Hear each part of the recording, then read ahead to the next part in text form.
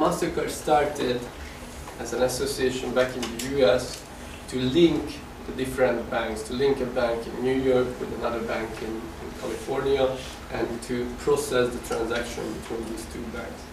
Later it turned out that to better communicate to the cardholders where they can use their product and to be able to involve more and more banks around the world, in Asia, Latin America, in the system, and for any travelers, any tourists, to let them use their cards wherever they travel, we had to build our brand that makes it easier for anybody that if I have a Mastercard card and I travel to Africa or Asia and I see the same logo, I know that I can use that card.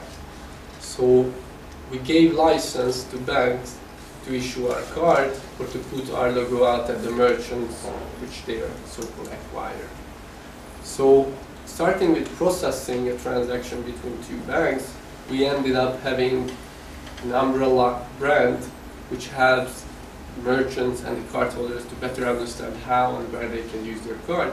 This is the core of the brand and the licensing part.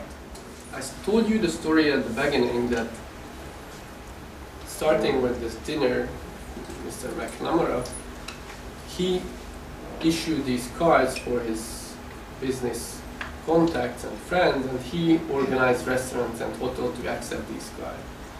That is a so-called three-party model because there is one issuer and acquirer, and there are the merchants which accept the cards, and there are the cardholders which have the card and they use it.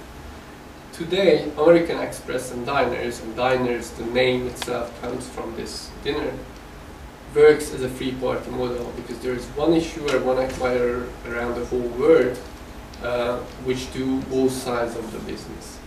While Mastercard and Visa is usually called a four-party model, when the issuer bank, which gives you the plastic, and the acquiring banks, which contracts these restaurants and all the other merchants to accept the card, can be two different entities.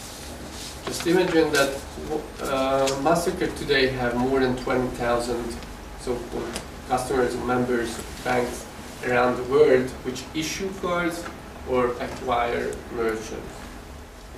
So besides the message that the issuer and the acquirer are two different banks, this also means that Mastercard customers are the banks. The Mastercard has no direct relationship with the cardholders nor the merchants.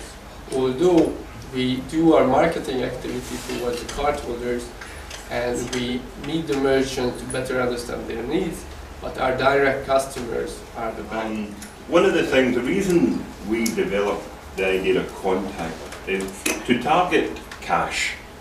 Mastercard sees its main competitors as cash. We don't see Visa and Amex as our main competition. We see that our aim in life is to really make payment systems more efficient and to reduce the costs of payment systems and make it easier for people to transact and for retailers to do their business. So we did some research which showed that there was a huge volume of transactions in the retail world being carried out below 25 US dollars. Yeah? And even less than that in a lot of markets. And the idea, we were saying that cards traditionally were not being used in this what we call low value space. And if you think about it, when you go and buy a coffee or a newspaper, you don't normally use your card for that. Yeah, you don't. And you go to buy a hamburger, etc. You don't normally use cards. However, these transactions account for a large volume of business in Europe, and they're paid for in cash. So they're quite, in a sense, they're quite expensive for the retailers to process and handle, and of course they're time consuming. One of the things about this, it takes time to give over the money, get the right change and so on. So we've identified that there's a huge opportunity to replace cash with cards, but if we can come up with a product which is fast, which is as fast as doing a cash transaction, and even faster than doing a normal card transaction with your PIN or with your signature. And this is what we've come up with. We've come up with PayPal, which uses contactless technology. and you'll see the little card flashing in and out there. The idea is you simply tap your card, or even your phone or your key fob, which has your card details on it, against the device, and that's all you need to do a transaction. You don't put a PIN, you don't put a signature. Now it's intended for low value transactions, which in the Mastercard world is normally below 25 euros a single transaction. But I should emphasise that we allow each country to set a limit on it. So if they want a lower limit, more suitable to the local country requirements, then they can do that. For example, in the UK, they set the limit at £10, and in Poland it's at 50 zloty.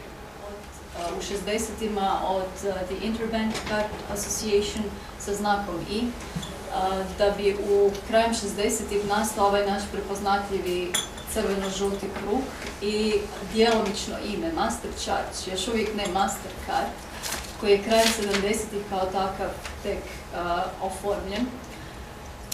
S vremenom smo malo po malo evoluirali brand i mijenjali ga, odnosno se osvježavali i osuvremenjivali od većeg broja crtica na sredini do manjeg broja crtica i ovdje dolje u biti vidite onaj brand koji je danas naš službeni Mastercard brand. Postoje dva načina kako ga koristimo. Ovakav na bijeloj podlozi se najčešće koristi u svim komunikacijskim materijalima prema krajnjim korisnicima, prema širokom tržištu. A kad ga vidite u trgovinama na plavoj podlozi, riječ je o takozvanom acceptance logu, odnosno logu koji označava da trgovac prihvaća Mastercard kartice. To je osnovna razlika, znači prodajna mjesta plavo, a sve ostalo samo naš krug. Priceless priča ili neprecjenjiva priča je posljedica našeg lutanja i traženja najboljeg načina kako prema onom krajnjem korisniku naći one relevantne informacije, odnosno relevantne stvari za komunikaciju. Postoje dva core područja. Jedno je novi načini plaćanja, jednostavnost samog tog plaćanja kao takva i drugi kraj jednadžbe je broj mjesta na kojima se te kartice mogu koristiti, odnosno široki prihvat kartica. I naš slogan je posljedica toga, da je to najbolji način za plaćanje svega onog što nam je bitno.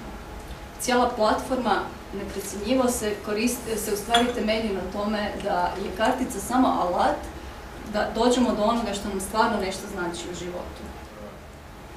Nakupi na internetu imajo v Sloveniji še vedno tak prebih nevarnosti. Jasno, če se zgodite v džungli teh 1000 ponudnikov, imate občutek, da stvari niso ravno urejene tako, kot naj bi bile. Vendar pa pri 10 največjih ponudnikih dejansko lahko računate, da je plačevanje, kupovanje, spoštovanje vaše zasebnosti in vse ostalo vsaj na takem nivoju kot v ostalih državah Evropske unije, torej varno in zanesljivo. Kaj kupujemo na spletu? Kot vidite, je zadeva pobrana iz angleščine, ampak bistvenih razlik v Sloveniji ni. Tudi v Sloveniji največ kupujemo računalniško opremo in knjige. Res pa je, da na tretjem mestu ni glasba, zato ker praktično v Sloveniji nimamo ponudnikov glasbe. Torej glasbo Slovenci seveda kupujemo v tujini ali pa poberemo iz interneta zastonj. Vstopnice imamo ravno tako v Sloveniji, močno razvito prodajo, oblačila, igrače in tudi mali gospodinjski aparati pravzaprav so izredno dobro prodajani tudi v Sloveniji in ravno tako veliki aparati. Torej, kar se tiče povpraševanja po izdelkih, pravzaprav Slovenija nič ne odstopa od svetovnega povprečja. Ko rečete, zadevo bom prevzel doma in jo plačal, imate dve težavi. Torej, najprej morate tisti dan biti doma in to je recimo že ovira. Marsikateri kupec nam pove, ja kako, a zdaj moram jaz pa dopust vzeti, da bom čakal na, ne vem, hladilnik.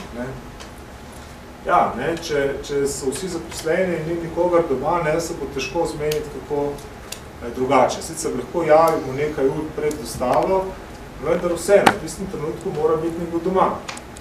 In naslednja stvar, poštarju ne morate plačati s kreditno kartico, ne, torej morate imeti kar naenkrat gotovino.